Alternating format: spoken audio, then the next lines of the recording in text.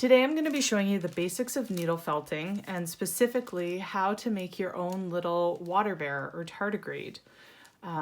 So for this project, you won't need too much. You need your wool roving in 2 different colors. So in the kits that I give, I provide 100% Pendleton wool in gray and in this nice peacock blue color.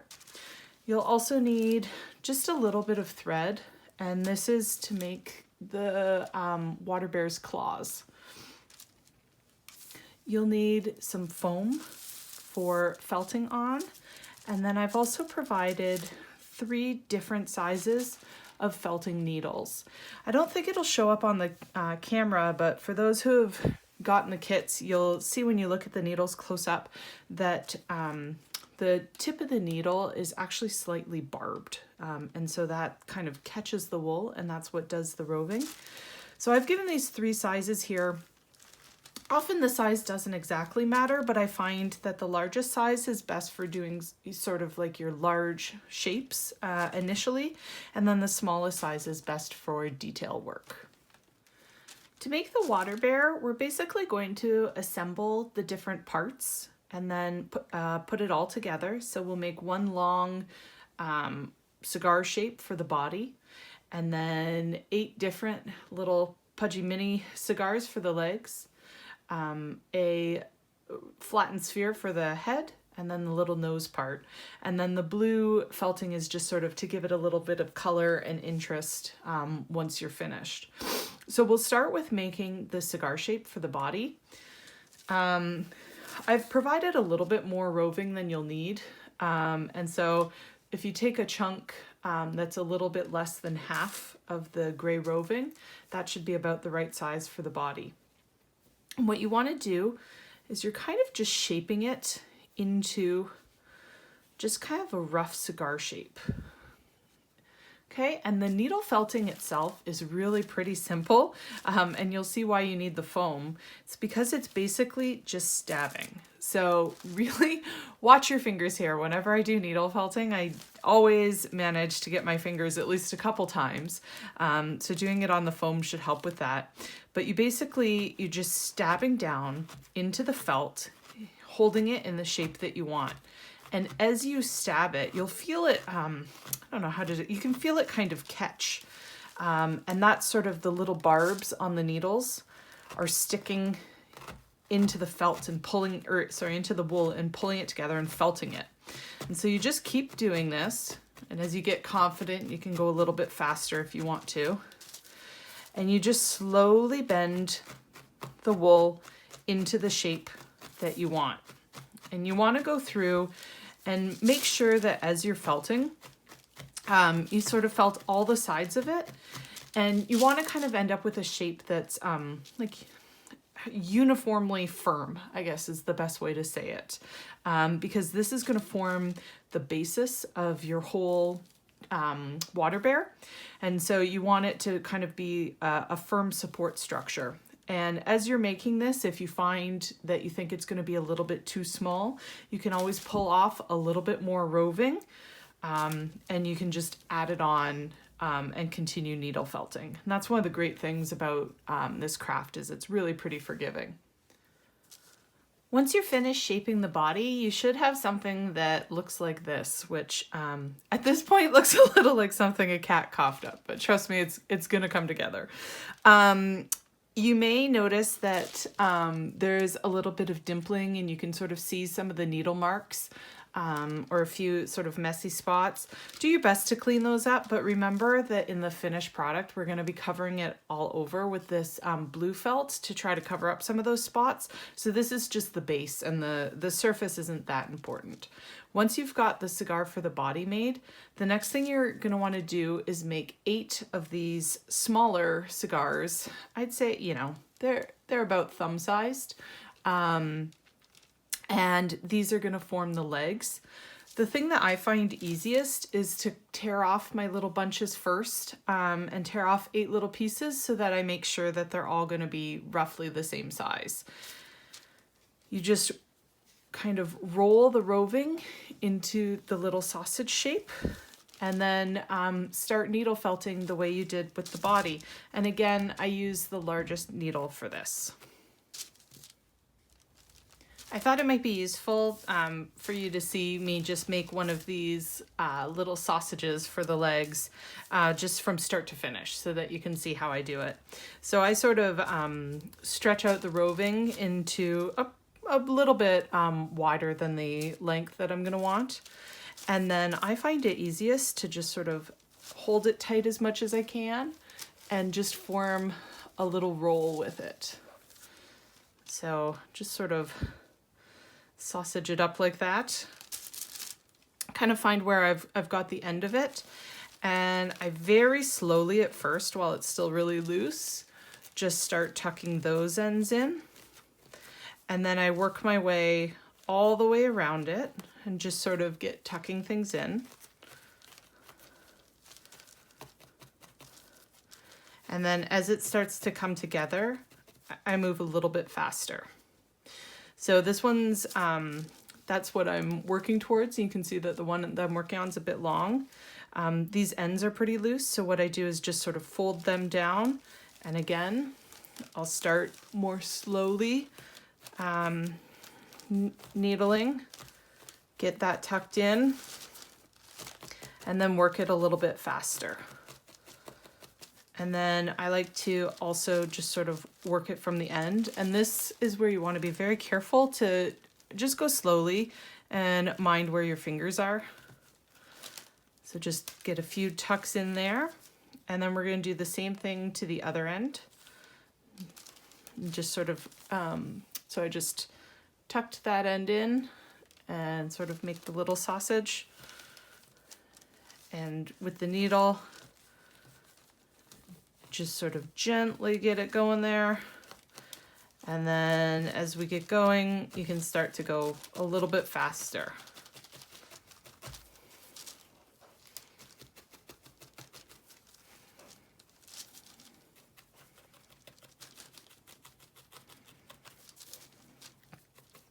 Okay, and especially on the side where you tucked the ends in, you want to make sure you get that in there pretty good. You just sort of work your way around like that until you've got an even little sausage shape. And so go ahead and make 8 of those. Those will be the legs that'll go onto the body that you've made earlier. So now we've got the body of the tardigrade and we've got 8 little legs, and so I'll show you how to attach the legs. So we're going to be attaching 4 on either side of the body, and you can basically attach them, space them evenly from front to end, because we're going to be adding the head on separately, so you don't need to leave space for that. So again, as with everything with needle felting, it's really just a matter of stabbing the felt where you want it. So you can hold one of the legs on to the body, placing it where you want it. I'm using the largest needle for this part as well. And again, I sort of start slowly and just start stabbing it into the side, just in the top half of the little leg sausage.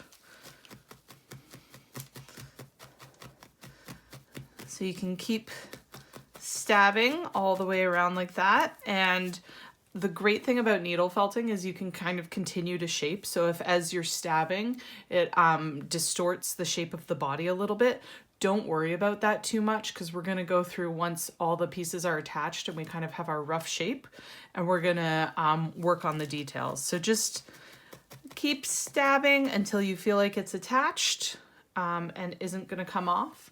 And then just continue along and do that for all 8 legs. Okay, so once you've got all 8 legs attached, the next step is going to be attaching the head. And so you can see on the finished tardigrade that you can't really see where the legs were attached because it's all covered up with blue. But on mine, you can sort of see those seams. Don't worry about that. We're going to fix that all up. We're just still in the rough stages right now. So to make the head, it's just kind of a flattened sphere stuck on the end. So I guess my I've got a roughly palm-sized bit of roving here. And so I just sort of tuck it into a firm ball shape. And what I find easiest is to form the head shape first and then attach it onto the body. So that's what I'm going to do. So I'm sort of pinching all this roving in the back, and again using the largest needle. I like to just sort of start slowly so that I'm not jabbing my fingers, and I'm keeping hold of everything, and just start tucking those ends in and forming the head. So just work your way around like this until you've got a shape that you're happy with.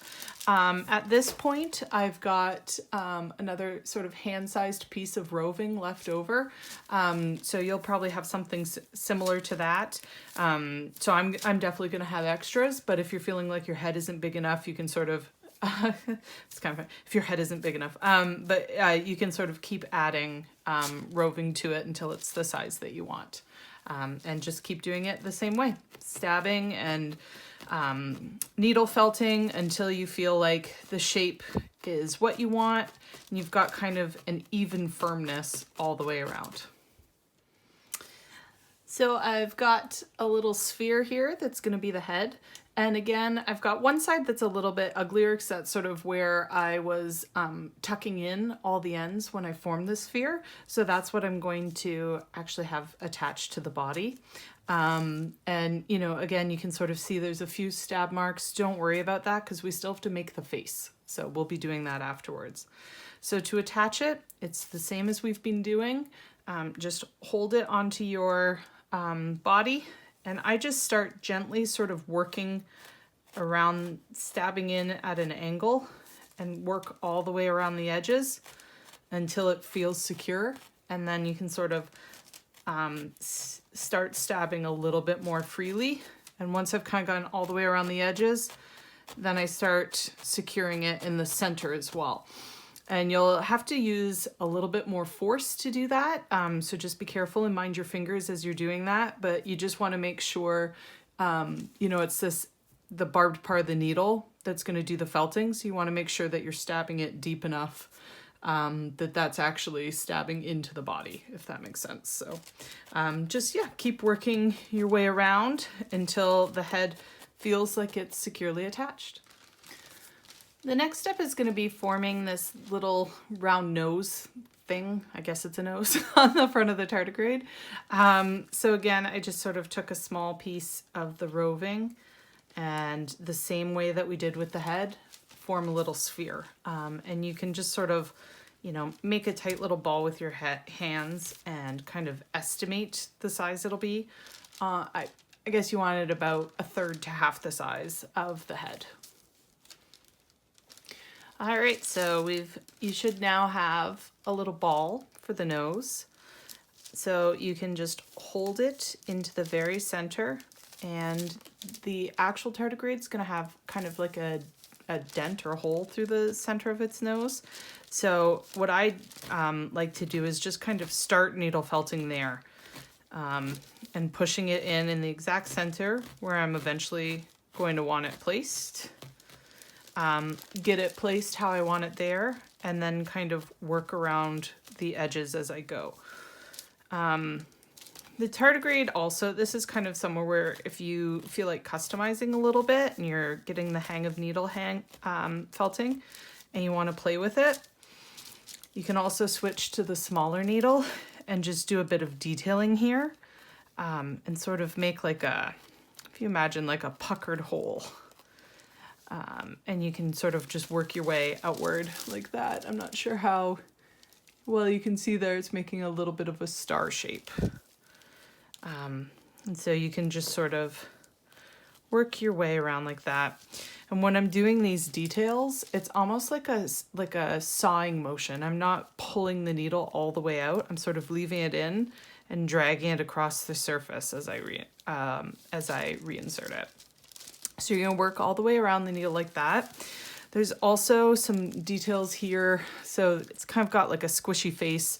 There's a couple wrinkles here and a couple wrinkles here that I've sort of made to look like eyes. I don't know if they're actually eyes on a tardigrade, but so again, those are made in the same way with the small needle, and just sort of gently with a saw-like motion, sort of creating those lines as you want them. And with the small needle, you'll notice it's got a fair amount of flex in it. I mean, all of them really, but the small one especially. And so you just want to be gentle with your movements and make sure that you're not pushing at too much of kind of like a strange angle or putting too much pressure on it, because you might break the tip of the needle that way. So just work along that way, making the face. The other thing that I did with my first one, which I'm not sure how well it shows up on camera, was I made it kind of have some lines across the body over connecting each of the legs. So kind of think like the segmented body of a caterpillar, you know, to give it some of that shape and those wrinkles. And so to do that, I just sort of did the same thing. And what I did was did my rough line first, and just went ahead and sort of traced my path. And then I went in and really sort of went over it and put in those details. So just keep working it like that, and I'll show you how mine looks when that's done. But we're getting close to the end here. It's almost detail time. Once we've got the full tardigrade base made up, the next step is basically just to add the details with the blue roving. And so you should definitely have a large excess of the blue roving, because really all you need is just sort of a thin layer. And I kind of start with a little bit and then add it as I go, because it's a little bit easier to add than to take away. But what I did is kind of follow the contours of the segments that I detailed in there, and just the way you've been doing all this time, just adhere the blue using your needle, and then really just gently, and I'm using the smallest needle here for details, and so you can gently just sort of adhere the blue roving as you want, and then work along the whole length like that. And then I'll show you what you do when you get to the eyes and the face. And so for this is a really, really small amount that we're gonna use. A little goes a very long way with this. So just a tiny tuft like that in the center of the nose. And you can stab that in. If you would like to have a little bit more detail on the nose, you can sort of twist a small amount of roving like that and work it into some of those creases that you may have put in there. And so you just work your details in like that.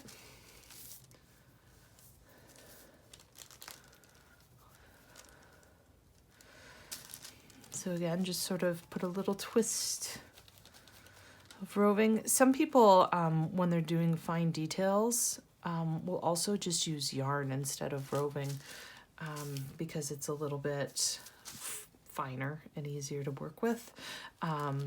But I like to use roving for the whole thing. I think it has a different quality to it. And sort of allows you to do some more details and finer blending. So there you can see I'm starting to make kind of the puckered mouth. For the crease of the eyes here, what I do is again just take a small tuft like that, twist it a bit,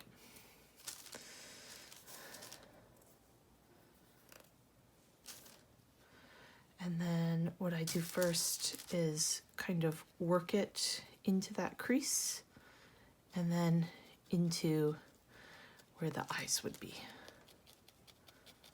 And just work it like that.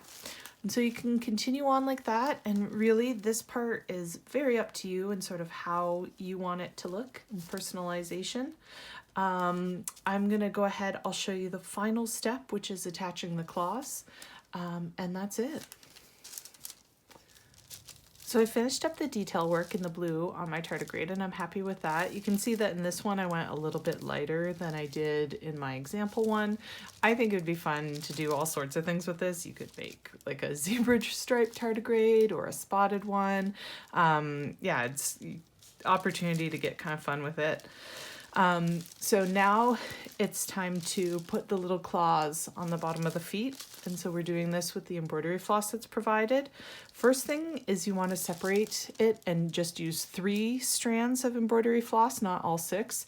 And I've got another video to show you that if you're not familiar with working with embroidery floss. The other thing that's important to note is do not put a knot in it. We want to leave the end loose. So you're going to insert your needle and right back out at just a few, maybe 1/2 centimeter away. And you're going to pull and just leave a little bit. I've got, oh, I don't know, maybe 1/2 inch there sticking out. Then insert back where you originally did and back out where you had previously. Okay, pull tight. Do it once more. This time, leave a loop. Once again, pull tight. And then this time, we're gonna snip it off. And so, of course, I didn't have my scissors handy for this. But then all we're doing is just trimming them. And you're left with what looks like little claws. And so that's it.